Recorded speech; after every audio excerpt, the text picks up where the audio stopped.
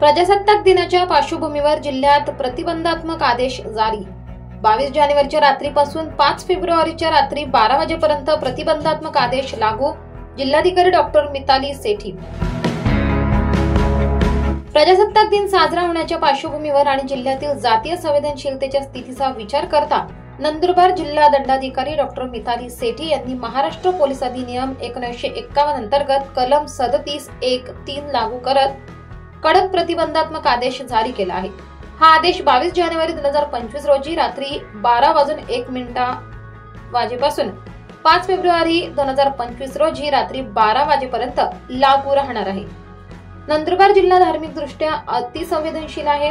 प्रजासत्ताक दिनाचे औचित्य साधून काही संघटनांकडून आंदोलन, उपोषण, धरणे तसेच आत्मदहनासारख्या घटनांचा धोका वर्तवण्यात आला आहे।